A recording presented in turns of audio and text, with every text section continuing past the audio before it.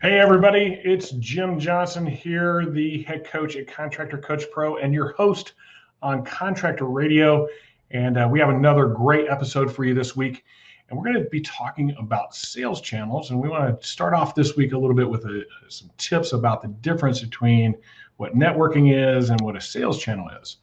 And a lot of us in this industry join up in some type of networking group, whether that be a BNI group or something that you may have local there. And that's a wide variety of people with special talents. They could be real estate brokers, insurance agents, CPAs, all kinds of different people.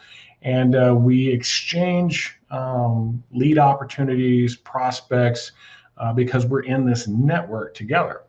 And what we're going to be talking about today is a sales channel, which is a bit different. It's quite a bit more focused. You pull out a group that you want to go after. And today we're going to be talking about insurance agents, which is one of my favorites for the insurance restoration world. But really, each one of those folks could be a sales channel. And what you do is you build a system around that particular group or entity that provides value. And so we got to ask ourselves a few questions. We got to ask ourselves, what are they dealing with? What's some of their problems that they may have with their business? And could I provide value that way? What about them getting customers? Could I provide value that way? And once we start to identify what their problems are, we can build a little system around it where we add more value than just being their roofer. You walk into an insurance agent or a real estate broker and just tell them, hey, I'm a roofer, I'm a really good guy, and you have me do your work. That doesn't get you very far because it sounds like everybody else out there. But if you can add value to them, you can help them get more customers, help them close more deals, retain more customers, those type of things, you start to add some value. So that's your tip of the week. Start thinking about your various sales channels. And the best place to start is, who do you know? You guys that are new in this industry, a lot of you are in this situation of knocking doors. You need to look at each one of those folks that you meet as a possible new person in your network, or possibly even a sales channel. But you should also make a list of everybody you know, every single person that you know, and then who do they know? And because of that type of thing, you may know a CPA, or you may know an insurance agent, or you might know a landscaper. They all have customers, and hopefully those customers could be your customers if you introduce them to what it is that you do. So that's kind of the difference between networking and sales channels. And we're going to talk intense about one particular sales channel today, and one that is near and dear to my heart. We have coached and taught on it for years, 20 plus years on this, but we've got the master of it with the insurance agent referral system. And it's Restoration Referral System, as I believe the name, if I get that right. I always mess it up, but we have the master of that. He is the owner and creator of Restoration Referral System. And we've got Matthew Danskin on board with us today.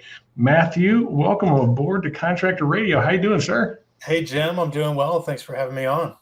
No problem at all. We've gotten to know each other here over the past couple of years or so since you kind of put this thing out, and Yeah. even more here recently. I think you joined the Catalyst group, and so we're getting pretty connected. And I got the opportunity to talk to you at RoofCon for a little while. And I'm like, yeah, man, I know that thing. And you had some really good insight on it, and hopefully you'll share some of that today. Help Yeah. people a little bit better at what they do. Yeah, I appreciate that. But before we do that, tell us a little bit of your background. Like, were you always in roofing? Did you do something before that? And then kind of how you got into roofing and into this? Yeah, so I kind of grew up building houses with my dad in the trades. Before this show, about the fact that I was out pouring some footers just today with my dad.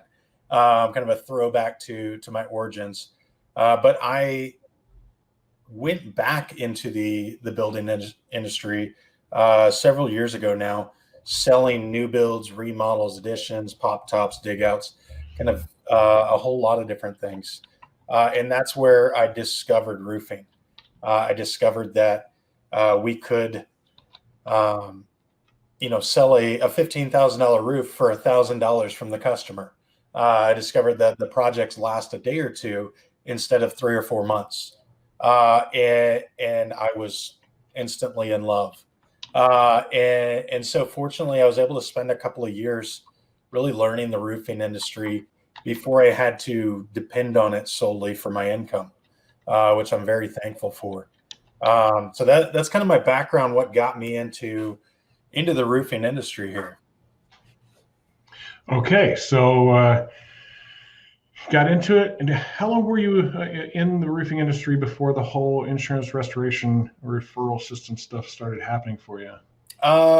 Only about 3 years, 2.5 years is all that I was doing, just roofing, before coming up with restoration referral system. And for me, it was something that when I started in roofing, I kind of went from one employer to the next when I started, and I really had to make some hay quickly.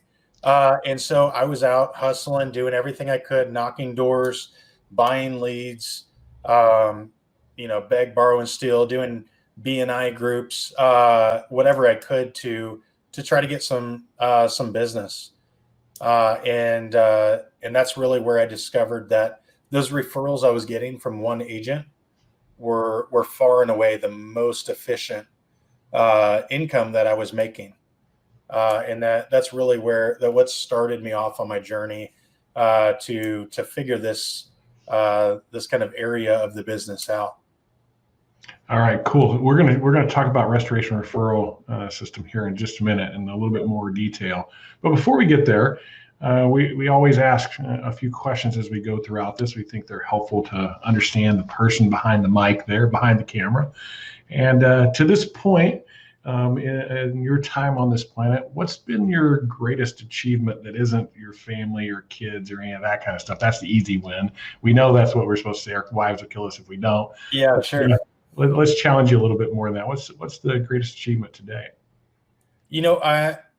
I would have to say, not to make this all about my business, but I think starting a business, and right now I'm just past my first year in business, starting a business and growing that business, and all the things that I've learned through doing this, I would say is kind of the biggest single achievement that I've been able to do, in just being able to provide a lot of value and do something that I love. That's awesome. That is super cool stuff. Yeah, this idea of starting our own business and going into that first year is like this massive learning experience. At least that has always been my experience. Even if I've actually started business before, I'm on my 8th or 9th one at this point, and it's still like that first year is always this big struggle because it's something new, it's something different. And so that's kind of cool. We might get into some questions about that here in just a minute. Yeah. But why the insurance agent thing? Why did we go after that versus so many of the other opportunities that are out there for us to go after when it comes to marketing? Let me count the ways. So number one, I would say is about the quality of leads. If I go after an insurance agent to generate that business, I can control which carriers I'm working with. And that right there, no matter how good you are at supplementing or negotiating or taking things to PAs or appraisals or litigation or whatever, there's nothing that has a bigger impact on that claim than who that customer's carrier is. And so if I can control that one piece, that's huge. Beyond that, obviously coming in as the recommended expert, as opposed to just I'm the guy that they found on Google, maybe even I have good reviews. I've got the cards stacked in my favor. And I'm always, I feel like I'm a pretty good salesperson, but I'm always looking for an advantage. How can I set the table so that I've got every advantage going in? And those are the two probably biggest pieces of why I like going after insurance agent referrals over any other type of lead source or business development in the industry. So that's awesome. Number one, this idea of having the cards stacked in your favor, right? Like that's a big one for me.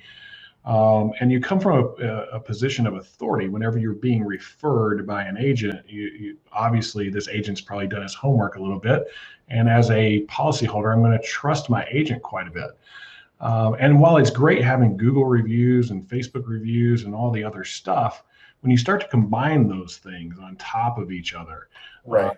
then it really gets powerful. So let's talk a little bit about the system itself. So can you give us an idea of what that is and how it works and why is it such a good thing and everybody should do it? Yeah. Certainly, I think it's a great thing. I don't think that everyone should do it. The beautiful thing about this industry is that there's a lot of ways to skin the cat.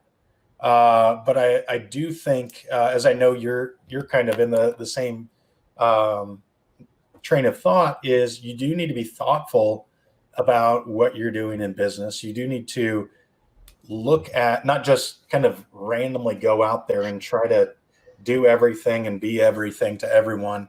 But I think that it's important that you make a decision on the type of business that you want to generate, the methods that are going to generate that type of business for you. It's always a science experiment working that out. In terms of restoration referral system, it's really a process that we look at every step of that so that we can filter out to have exactly the type of business that we want. So we look from the very beginning at how we're accessing the agents. We talked about this a little bit at RoofCon. I'm not a fan of going to Google and just randomly approaching any old agent out there. I want a warm introduction. I do that through clients that we're already in front of.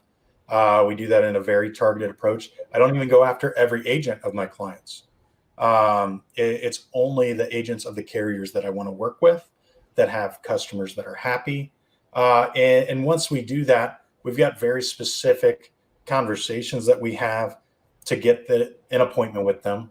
That's another huge hurdle, getting past the gatekeepers, getting their time where we've got some dedicated time to present to them what we offer. And then as you're starting the show, kind of alluding to, we have to have something to offer that the 10 other roofers that went in their door before us can't do. And being A+ rated on the Better Business Bureau ain't going to do it. Being preferred with your shingle manufacturer isn't going to do it. The number one thing that we can do is be able to offer them referrals. I made a video, a few weeks ago, kind of making fun of people that give out $100 Visa gift card to agents for a referral. And, if you look at that in the reverse, if you were referring homeowners policies to an agent left and right, and he has people calling about roofs and he's not giving out your name, instead he gives you a $100 Visa gift card, how is that going to feel? You'd probably want to fight the guy. Yeah, that's super insightful. Number one, like we look at this whole $100 or maybe $250 for this referral thing. And I see it common in our industry, Sure. Whether it's with an insurance agent or another homeowner or any of that kind of stuff. And while, yeah, it's cash, it's money, a lot of times you have to wait for it, which I've found that the more instant gratification tends to work a little better. You can actually give them less and get more out of it. Yeah. But you said a few things there. I kind of want to talk about a little bit, if that's okay. Yeah. You said you had some steps that you follow, and I noticed that one of them was that you really concentrate with that homeowner you already have and who their agent is. Is there something to that approach? Like, for example, if I was to ask somebody and they said my agent's Allstate, well, I might not want to pursue that. Is that some of the stuff that you see? How does that go for you? Yeah, for sure. So obviously we're going at this through the customers that we're already in front of, because we've got a warm introduction. We've got something to talk about. And I am very exclusive in how we want to do this, because you can be very effective here, and there's only so much of you to go around. I know a lot of people have a limited mindset on this of, I need to go after every agent on the planet because I'm only going to get 10% of them that I go after. But if you can be very effective at that, you can be more selective and say, hey, your agents with Allstate, I don't want those problems. You're not going to say that to the customer. There's no benefit there, I don't believe. But I'm not going to pursue that agent. I'm going to pursue those agents of carriers that I want to work with, that are going to pay claims quickly and profitably, so that I can be efficient about what I'd want to do. Ultimately, that's what it boils down to, is I want to make the most amount of money with the least amount of effort, right? And we can provide really great service and really great quality as we do that. But everything suffers. That quality and service that you can provide suffers if you're tied up in a mud wrestling match with an Allstate adjuster. So that's super key. So you don't work with every insurance, and so you're looking for probably particular carriers. Are you even getting as fine as like particular agents because of who they are? And it sounds like this person that I'm sitting in front of that's got Allstate might be somebody that I could send as a referral. Do you approach it? Yeah, exactly. So we talked about this at RoofCon a little bit. And so we ask every homeowner, number one, who's your agent? Number two, what do you think of them? And so if they don't like their agent, they don't know their agent, or maybe they just have a terrible carrier, now that person is somebody that I can refer to an agent who is referring me business. And if you do nothing else, if you don't buy my program, you don't buy Jim's program, and you want to go after this, if you can find referrals and deliver on those to the agents that you want to get business from, you're going to be out ahead of the crowd. I would say ahead of 90% of the people out there. That is what they are looking for. There's a lot of other great things that you can do for agents, but that is the one silver bullet, that if you can fire that silver bullet, you can defeat every other roofer that's going in and dropping off donuts to your agent. I was saying the other day, there's nothing sweeter than another contractor's donut that you're sharing with an agent, as they're giving you another referral. That's super funny. So you posted something the other day, and I thought it was interesting because I thought the answers were, to be honest, not truthful. Okay. All right. Your answers were fine, but you posted this thing that said, how many of you, when you're sitting with your clients, ask them who their insurance agent is? Oh, yeah. And the vast majority said they did, right? No, they don't. They might ask them who their insurance company is. I could see maybe some confusion there. They're asking who their insurance company is, so they think that's the same thing. It's a completely different. That's focused on carrier. This is focused on, hey, maybe I could get a referral partner. Yeah, this is something that you are in front of that customer, that value right there. And really what you're doing is you're able to tap into that value. There's value if there's an agent that you can pursue. There's value if there's a customer that you can refer to another agent. And if you are not asking those questions, you're stepping over, the phrase I use in my training is you're stepping over a paper bag with $10,000 in cash in it, every time you don't ask those questions. And so pick up the bag, ask those couple of questions, get that value, and you're either going to be able to cash in on that value, or you can trade it. You can do a value exchange with that insurance agent. And you need to be able to present that to them, and a lot of nuances to how that's done. But those are some of the critical features.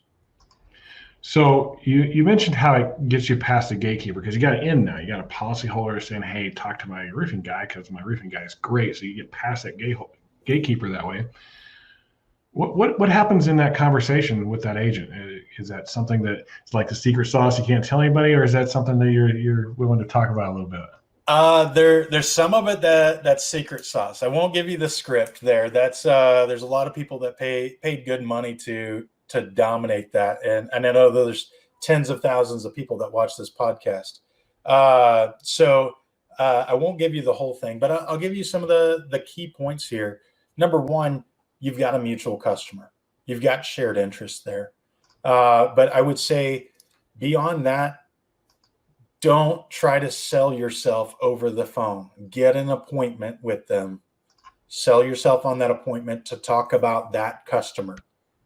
Don't resist the urge to tell them, hey, did you know that we're the best roofer in town and you need to send us business and blah, blah, blah, blah, blah. It's not going to work. You are dead in the water. Even if you get that appointment, they are not going to listen to the thing you say. It needs to be about that mutual customer, and the only thing you need to be selling on that phone call is an appointment with that agent to talk about that mutual customer. So these, I finally got my camera fixed. I don't know if you noticed, I was dealing with that. It was a little fuzzy, and I finally got it fixed. It's taking me a little bit of effort. Sorry about that, everybody. This whole business comes down to like this relationship building aspect of things. And so you've worked with insurance agents for quite a few years, it seems like to me, at least while you were doing the roofing thing. Do you still do the roofing thing, just out of curiosity? I do a little tiny bit. I stay pretty busy with the consulting though. I would say you've probably built some relationships that you're like, well, it's almost like free money. I can't not keep doing that, right? Yeah. So I just moved. So I have a bunch of relationships back in Denver that I kind of handed off to friends and clients and that sort of thing. And then I've got some relationships here in Nashville. And so, like you said, it's kind of free money. It's a lay down deal. It's, handed to you on a silver platter. And so I still do a little bit. I don't have the time to focus on it too much. So a lot of it just comes down to, I can go, I know this process backward and forward. And so I can go generate a relationship that's going to produce, and then I can hand that off to somebody else. That's what seems super cool about it. Like, you're not pursuing any new ones for you.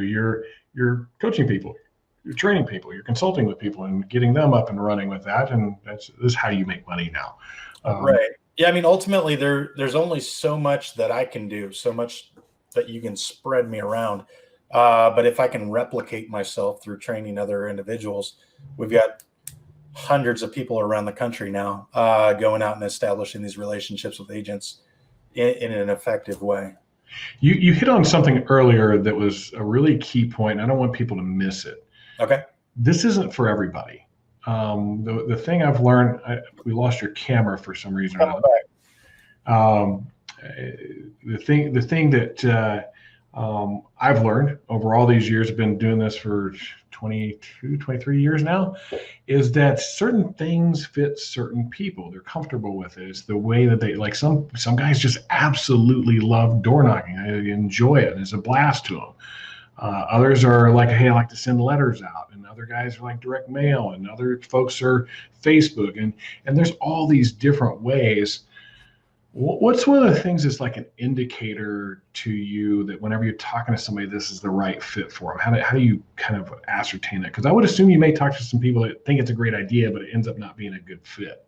Yeah, sure. So there's a few things that I look for, and some of them may seem obvious, but number one is that they have integrity. This does not work if you are doing bad business. If you are filing claims when there's no damage, this will not work. The second is that they're doing quality work. And again, this stuff should be assumed, but you can't. You can't assume if you're not doing good work, your results are going to be very anemic. You're going to be battling uphill. But I would say for me, one of the biggest indicators that I've found is people that already have an agent or two that refer them business. And it may be somebody that was a friend or family member, or or they just happened to do a roof for them or one of their customers, and they found this relationship, and they've got one relationship that they can take care of and that they can continue to service. That's a huge indication for me that person is competent to take care of insurance agents. And now we just need to go out and replicate those relationships. So instead of 1 or 2 agents, you've got 20 or 30 agents that are sending you. Yeah, it sounds like they almost understand the value of it. If they've got 1 or 2, they understand the value. And so they're kind of bought into it, where if they've never done it before and never dealt with an insurance agent before, you're kind of having to get some belief before they can actually have some success. Yeah. So that's good. Like, I think that's something that you should consider whenever you're looking at anything that you're going to do. We had a wide gamut of things. We had all kinds of stuff that our sales guys could do. They could knock doors. They could go after insurance agents. We had all kinds of different marketing programs. We actually had, I mean, I don't know if you know, but you ever fill out one of those things to win like a free 6-month membership to a health club? Like the little box at like the doctor's office. Yeah, I know what you're talking about. I don't fill those things out. Yeah, smart guy.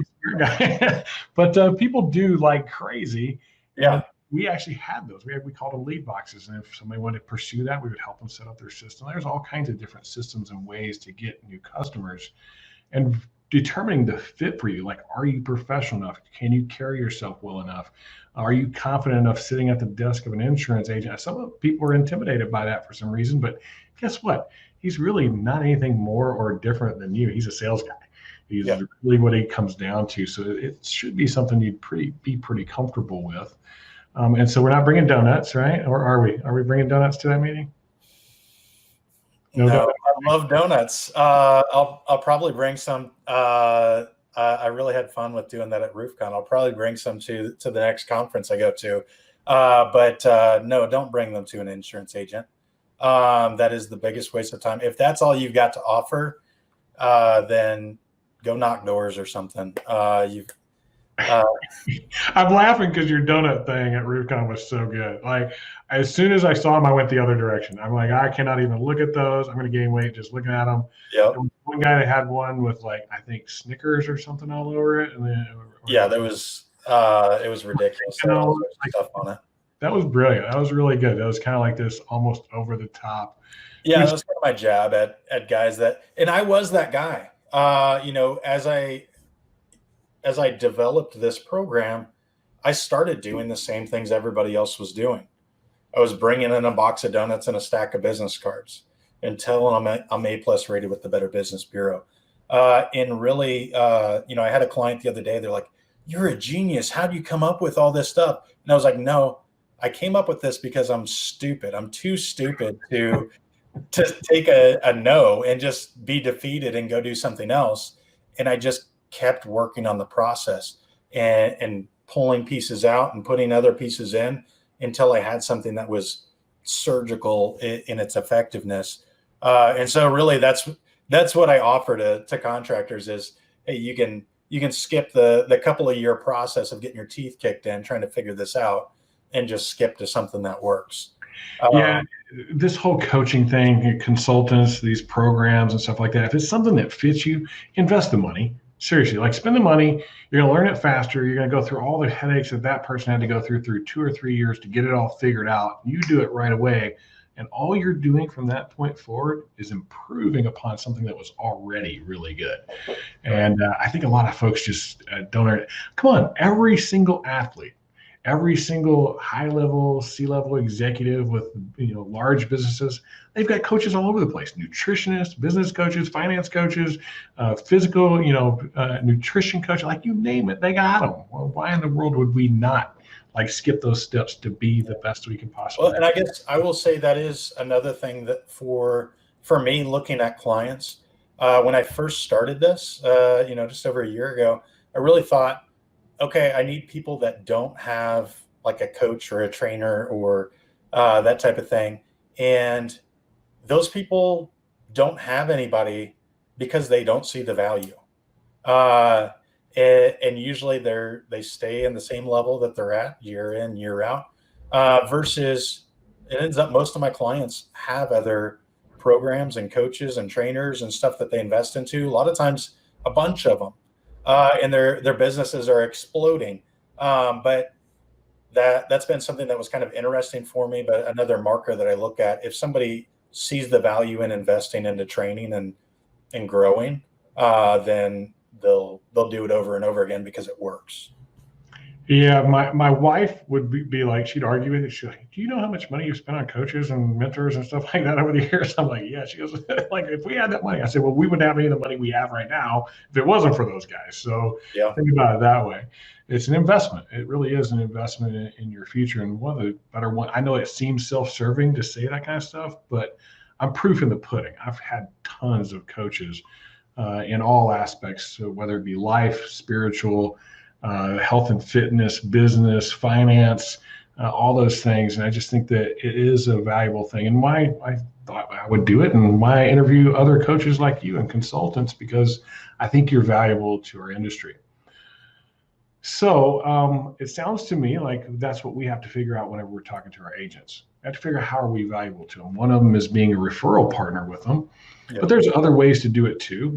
Doing special things for just their policyholders, helping them realize that.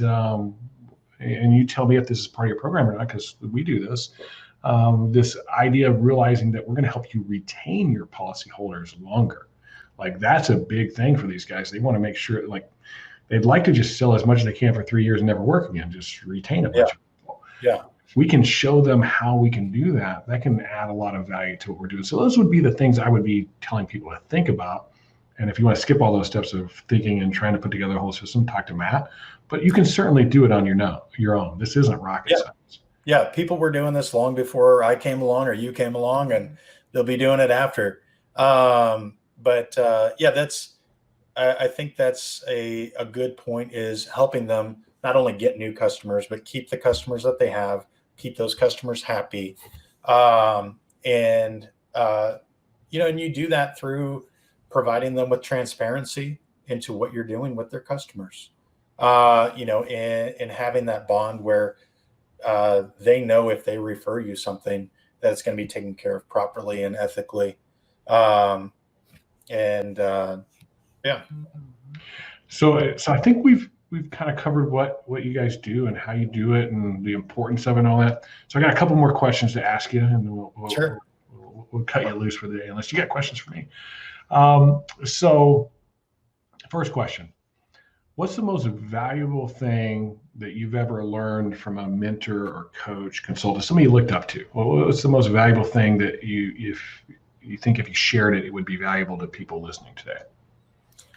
I will go back quite a while. I was actually in the car business years ago, about 10, 12 years ago. And I had a boss. I was handling what they call the WIOs. When they sell a car and it needs a new oil change or a set of tires or whatever, they hand that information to me. I make sure that it happens. It was a terrible job. It was the worst thing I've ever done in my entire life. And I've poured footers, and I've poured concrete. So it was a terrible job. But what was happening was basically the information wasn't getting to me. It was passing me. The things weren't getting done, and customers got upset. It got to him, and I had an excuse was, hey, they didn't give me the little slip of paper with the WIO for me to know what I needed to do. And he said, hold on. You designed this process, right? The little slips of paper. Do not allow someone else to dictate whether or not you are successful. And I don't mean that to say you have to be an island, you have to do everything yourself, but you need to set up accountability. You need to set up processes so that if someone else drops the ball, that doesn't mean that you drop the ball. There needs to be redundancies. There needs to be, you need to think through every scenario, or kind of develop an SOP that takes care of every scenario so that your objective is completed, that you're able to do what you need to do. And that's something that has just followed me for years, in everything that I do, that I don't want to ever be able to let down my customers, let down those people that I'm ultimately in construction. What you sell is promises, not let those things down because of the process. Yeah, we have a really good podcast about that particular thing. I don't know if you've heard it or not, but it's Nathan actually did it. It's called the Hero Sales Culture, and Mhm. it's really good. You guys, if you haven't heard that one, go find it on Contractor Radio. Play it for all your sales guys because it'll change the mentality of that particular thing of people dictating your success for you. That's fantastic. That's really good, man. I like that one. So last question. Okay. This is one that I didn't give you any warning about. So first off, you said like 10 or 12 years ago. I'm like, wow, you only look like you're 25. And what are you, 15? You got that young baby face going. But at some point, we all only have so much time on this planet, right? Like we're all going to go at some point. What do you want people to think about you? Or what kind of legacy do you want to have people remember about Matt Danskin? I would say more than anything, I want people to know that I served them. That's something that we've talked a lot about personally, just in my faith. That is, and it's a struggle for me sometimes. Pride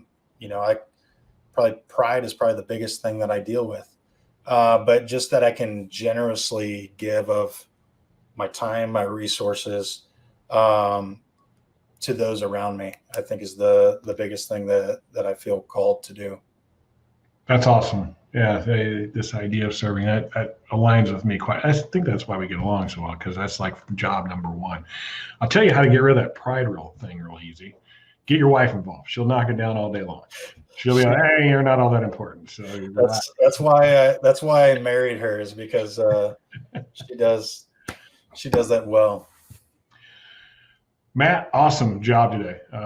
Thanks for coming on. Thanks for sharing a little bit about what you do. I think you shared quite a few golden nuggets for folks that, if they want to attempt it, go for it, and that type of. If somebody wanted to get a hold of you and talk with you, how do they find Restoration Referral Systems? Sure. So they can go to my website, restorationreferralsystem.com. They can schedule a call with me or a Zoom call there. They can find me on social media through my personal page, Matt Danskin, or through my business page, Restoration Referral System. We keep good tabs on all that stuff. So feel free to reach out to me, whether you want to sign up for the program or not. I'm happy to talk to people, happy to, kind of give you what I think is going to be good advice. Awesome job, Matt. Thanks for being on board. You guys check them out. I think those Zoom calls to talk about it are free, I would imagine. So go learn a little bit. I'll charge it to your card. So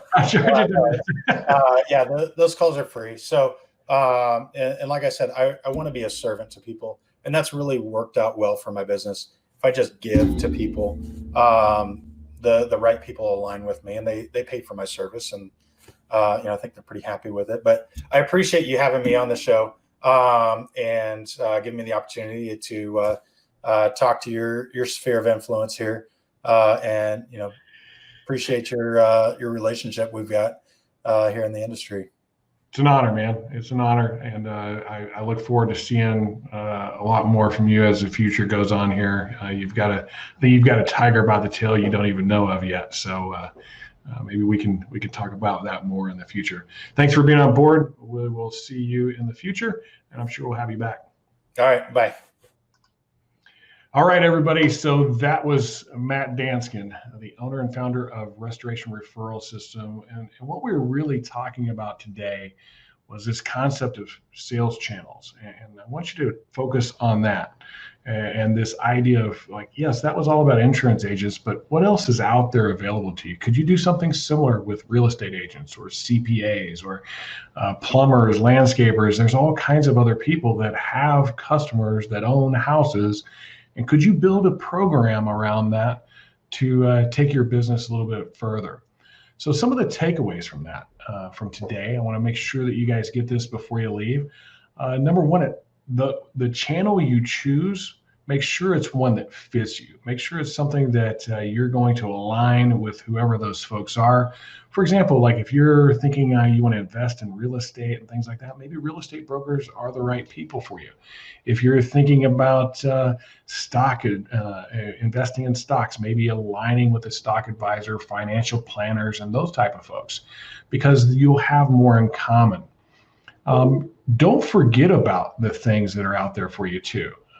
While you chase these channels and chase these marketing concepts that are out there, you want to make sure that you keep your business flowing.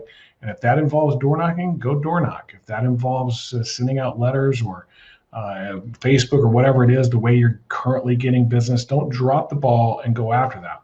The other thing is be very focused. Don't be abroad and try to do everything all at once. Get one down, get it perfected, and then take on the next one if you want to go after another sales channel. The other takeaway is don't be closed-minded on how there's so many different ways to get business in what we do. Whether you're a retail contractor or insurance restoration contractors, it's interesting to me is I think all of it's here. I think it's between the years of the mindset of what we're going to use to go out and get business. Some of us get very focused on this door knocking thing, and we think that's the only thing we can do, when there are other things out there that might fit some of our salespeople or business development people a little bit better. So take the blinders off, listen to what's out there, find the thing that aligns with you, and go after it with passion in a way that it brings an added value to your business that you didn't have before. Thanks for joining us on Contractor Radio today. We will be back with you next week. We've got a new guest lined up for you next week. And this guy is one of the most intelligent folks that I've had the honor to meet. I cannot wait to do this podcast with him next week. You won't want to miss it. We're going to be talking with Zach Kerr from Sales Rabbit. Talk about a guy that I would actually put that genius level to. He's one of those guys, and it's always an honor to speak with him. It's an honor to be on here with you guys, to share a little time with you. Thanks for listening, and make sure you subscribe, download to our podcast so you don't miss any of our future episodes, because they're all focused on one thing: to serve you and help you do it better so you can get control of your business, grow your business, and in the end, find that freedom to chase the passions that you're after. That's what this is all about. That's why we exist. And we'll see you on the next episode of Contractor Radio. I'm Jim Johnson. If you need to find out more about us and how we help contractors get control, grow, and find freedom, you can check us out at contractorcoachpro.com. Click on the free assessment, take our little assessment there, and we'll do a free strategy call with you. Strategy call that'll help you with your business that day. No high pressure sales pitches or anything like that. It's either right for you or it's not. And we're here to help. So we'll see you in the future.